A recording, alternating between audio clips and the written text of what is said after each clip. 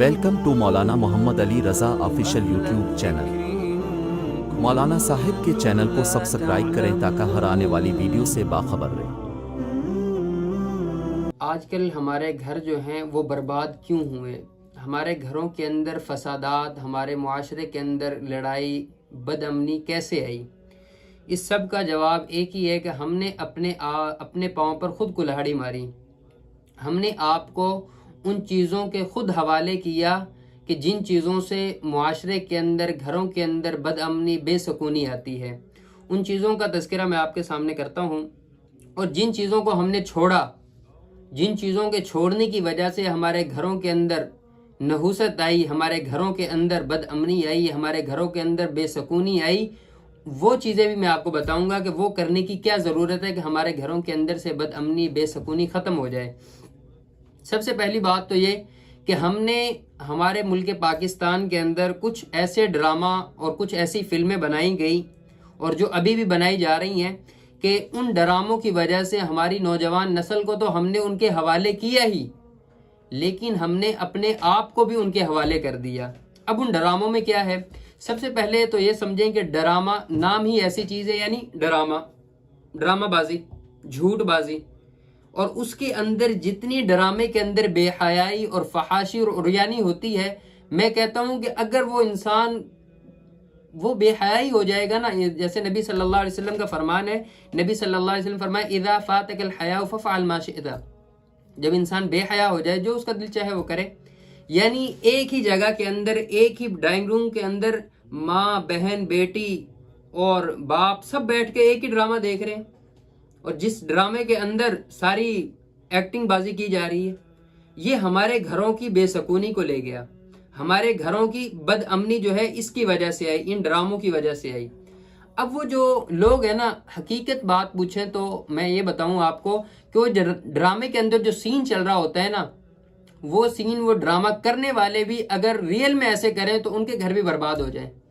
اب ہماری نوجوان نسل کیا ہے کہ وہ ان ڈراموں کو دیکھتی ہے اور ان کو ریئل میں کرنا چاہتی ہے۔ اب ڈرامے بازی تو وہ تو پیسہ کمانے کے لیے ایسا کر رہے ہیں، جبکہ نہ تو وہ آپس میں میاں بیوی ہوتے ہیں، نہ وہ آپس میں ان کے ماں باپ ہوتے ہیں، نہ ان کے آپس میں وہ دوست، کچھ بھی نہیں ہوتے۔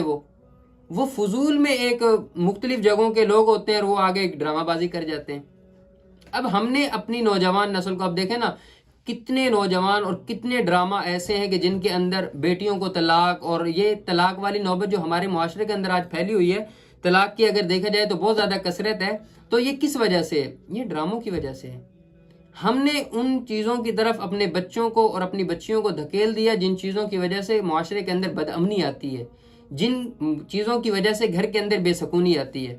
اب کیا ہے کہ کتنے ڈرامے ایسے ہیں جن میں ساس بہو کی لڑائی کو دکھایا جا رہا ہے، اور جان بوجھ کے ایسی ایکٹنگ بازی کی جائے۔ اب نہ وہ آپس میں ساس ہے نہ بہو ہے۔ حقیقت میں اگر دیکھیں نا، جو وہ ساس اور بہو کا کردار اس ڈرامے کے اندر ادا کر رہی ہیں، وہ ایکٹریس اور وہ جو ایکٹر ہیں، وہ آپس میں جو وہاں پر میاں بیوی کا کردار ادا کر رہے ہیں اور جو وہ ساس بہو کا کردار ادا کر رہی ہیں، اگر حقیقت میں وہی لوگ جو ڈرامے کے اندر، وہی لوگ اگر ریئل میں بھی کریں تو ان کے گھر بھی برباد ہو جائیں گے، ان کے گھروں کے اندر بھی بے سکونی آئے گی۔ وہ صرف ایک ڈرامہ دکھا رہے ہوتے ہیں، اور ہم ان ڈراموں کو ریئل میں اپنے گھر کے اندر کر رہے ہوتے ہیں نافذ العمل۔ ہم اپنے گھروں کے اندر ان ڈراموں کر رہے ہیں، تو ساس بہو کو اسی طرح للکار رہی ہوتی ہے، اور اسی طرح ان کے ساتھ بد اخلاقی اور بد تہذیبی کے ساتھ پیش آ رہی ہوتی ہے۔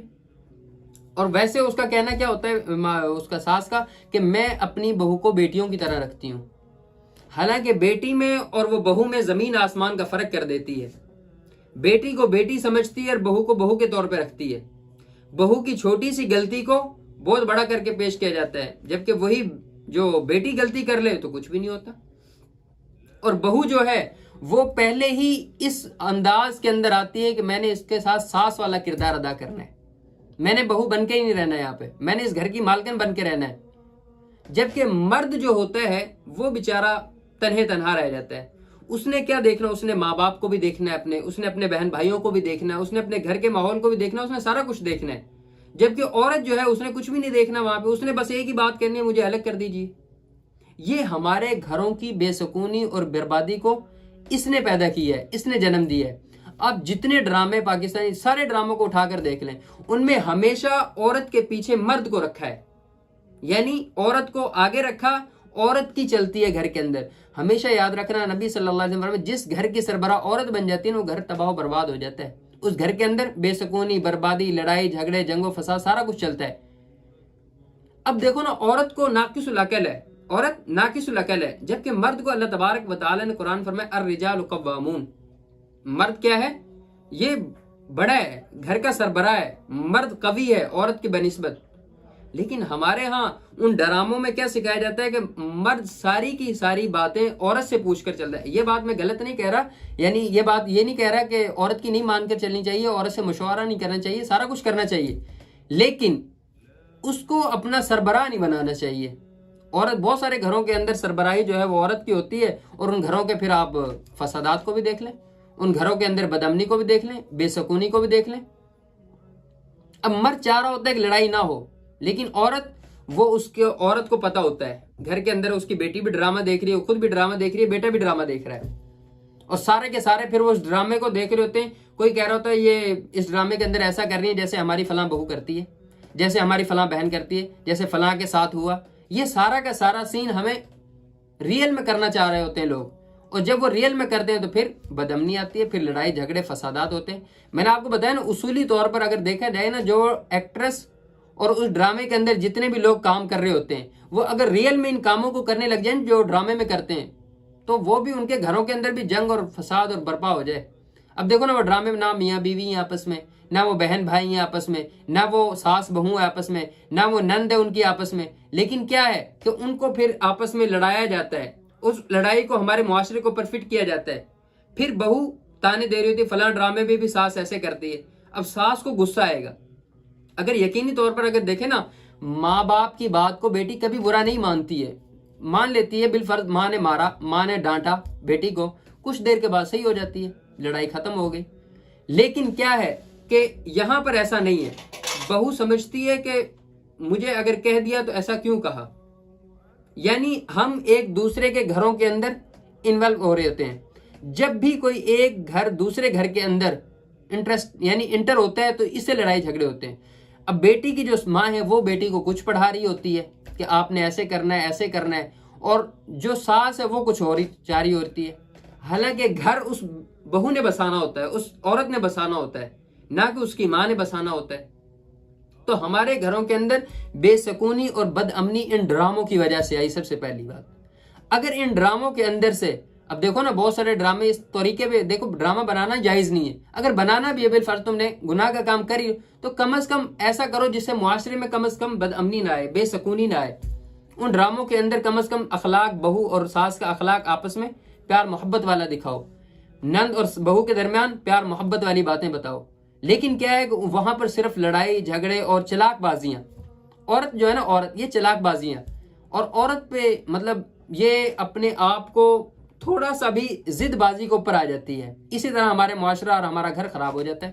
اب دیکھو ہم دور کن چیزوں سے ہوئے، ہم جب قرآن سے دور ہوئے تو ہمارے گھروں کے اندر ڈراموں نے جگہ لے لی. اب دیکھو نا کتنے گھر ہیں جن کے اندر قرآن کھلتا ہی نہیں ہے. بس صبح جی ہم نے یاسین پڑھ لی. بھئی یاسین پڑھنا، سورۃ الرحمن پڑھنا، یہ انسان کے جوڑوں کا صدقہ ہے. صبح کے ٹائم یاسین پڑھنا، سورۃ الرحمن پڑھنا، یہ تو جوڑوں کا صدقہ ہے. لیکن ان ڈراموں کی وجہ سے ہم صرف قرآن کو یاسین پڑھ کر ہم سارے دن کہہ رہے ہوتے ہیں کہ ہم نے بڑا دین کا کام کیا، ہم تو نیک متقی ہیں، ہم نے سورۃ یاسین پڑھی صبح. اب باقی قرآن کون پڑھے گا؟ پورا سال ہو جاتا ہے، ایک قرآن مکمل نہیں ہو پاتا. قرآن سے دوری ہوئی ہماری نسلوں کی، اور ڈراموں سے قریبی ہوئی تو ہمارے گھروں کے اندر بد امنی آئی. دوسرا کیا ہوا؟ دوسرا ہم نے نماز پڑھنا چھوڑ دی، اللہ کے احکامات کو چھوڑ دیا. جب اللہ کے احکامات کو چھوڑ دیا، اللہ تبارک و تعالی نے ہمارے اوپر شیطان کو مسلط کر دیا. فرمائے وَمَن يَعْشُ عَن ذِكْرِ الرَّحْمَنِ، جو شخص بھی رحمان کے ذکر سے اندھا ہو جاتا ہے، آنکھوں کو بند کر لیتا ہے، فرمایا نُقَيِّضْ لَهُ شَيْطَانًا فَهُوَ لَهُ قَرِينٌ، ہم اس کے اوپر ایک شیطان مسلط کر دیتے ہیں جو اس کا ساتھی بن جاتا ہے. یہ اللہ تبارک و تعالیٰ کا قرآن ہے. فرمایا کہ سورۃ زخرف کے اندر وَمَن يَعْشُ عَن ذِكْرِ الرَّحْمَنِ، جو رحمان کے ذکر سے اندھا ہو جاتا ہے، نُقَيِّضْ لَهُ شَيْطَانًا فَهُوَ لَهُ قَرِينٌ، کہ فرمایا کہ اس کے اوپر ہم ایک شیطان مسلط کر دیتے ہیں اور وہ شیطان اس کا ساتھی بن جاتا ہے. جب وہ ساتھی بن جاتا ہے پھر کیا ہے کہ پھر ہمارا نیکی کرنے کو دل ہی نہیں کرتا. اب جب نیکی کرنے کو دل نہیں کرتا ہے، جب گناہ کرنے کو دل کرتا ہے تو شیطان تو آمادہ کرتا ہے گناہ کرنے پہ. شیطان اس کو کوئی مستحب عمل کروا دیتا ہے، اسے فرائض چھڑوا دیتا ہے، واجبات چھڑوا دیتا ہے، سنتوں کو چھڑوا دیتا ہے، کوئی مستحب عمل کروا دیتا ہے اور اس کے دل کے اندر اس بات کو ڈال دیتا ہے میں تو نیکی کے کام کر رہا ہوں. یاد رکھنا، اگر تم پوری دنیا کو کھانا کھلانے لگ جاؤ، بھوکوں کو کھانا کھلانے لگ جاؤ، ایک نماز کو چھوڑ دو، فرمایا وہ پوری دنیا کو کھانا کھلانا تمہیں اس بات سے نہیں بچا سکتا، کہ اس عذاب سے نہیں بچا سکتا جو نماز چھوڑنے کے اوپر تمہیں ملے گا. اگر کوئی انسان کسی کے اوپر حج فرض ہے اور وہ پوری دنیا کے یتیم مسکین بچوں کی شادی کر دے اور کسی یتیم مسکینوں کو کھانا کھلانے لگ جائے، لیکن کیا ہے کہ وہ حج کا گناہ جو چھوڑنے کا گناہ ہے اس کے اوپر، وہ اس سے نہیں ٹل سکتا. لیکن شیطان نے ہمارے لیے ایک راستہ بنا دیا. اب شیطان کیا کرتا ہے؟ وَإِنَّهُمْ لَيَصُدُّونَهُمْ عَنِ السَّبِيلِ، شیطان ہم سے ان راستوں سے روک لیتا ہے ہم کو. اور انسان پتہ کیا سمجھ رہا ہوتا ہے؟ میں تو ہدایت پر ہوں، میں سیدھے راستے پر ہوں، میں ٹھیک چل رہا ہوں. یہ ہماری نوجوان نسل کی کمزوری ہے کہ ہماری نوجوان نسل نماز سے دور ہوئی، قرآن سے دور ہوئی، روزے سے دور ہوئی، حج سے دور ہو گئی. ہم اپنی اولاد کی نہیں کہتے، ہم نے خود نے اپنے پاؤں پر کلہاڑی ماری. ہم تو خود ان گناہوں کے اندر ہم تو خود ڈرامے دیکھ رہے ہوتے ہیں اپنی اولاد کے ساتھ. ہم ماں دیکھیں، ماں ڈرامہ دیکھ رہی ہوتی ہے بیٹی کے ساتھ، بیٹی ماں کے ساتھ ڈرامہ دیکھ رہی ہوتی ہے، باپ بیٹھا ہوتا ہے، بھائی بیٹھا ہوتا ہے، بیٹا بیٹھا ہوتا ہے. شرم حیا ختم ہو گئی ہے. یہ کیا ہوا؟ پھر اللہ تبارک و تعالی نے بھی کیا کیا؟ ان کی آنکھوں پر پردہ ڈال دیا. اندھے بن گئے جب اللہ کے ذکر سے. اللہ نے بھی ان کے اوپر شیطان مسلط کر دیا. جب شیطان مسلط ہوا، اب وہ ماں باپ کی نافرمانی کرے گا، حالانکہ ماں باپ کی نافرمانی کرنا کبیرہ گناہوں میں سے کتنا بڑا سخت گناہ ہے. فرمایا نبی صلی اللہ علیہ وسلم نے اب راضی تو رب راضی. اگر آپ کے والد راضی ہیں تو اللہ بھی راضی ہے، اگر والد ناراض ہیں تو آپ کی عبادات بھی کوئی قابل قبول نہیں ہے. یہ نبی صلی اللہ علیہ وسلم کا فرمان ہے. اب دیکھو نا، جب انسان شیطان کا ساتھی بنے گا، شیطان تو اس کو گمراہ کر دے گا. فرمایا شیطان تو اس کو گمراہ کر دے گا.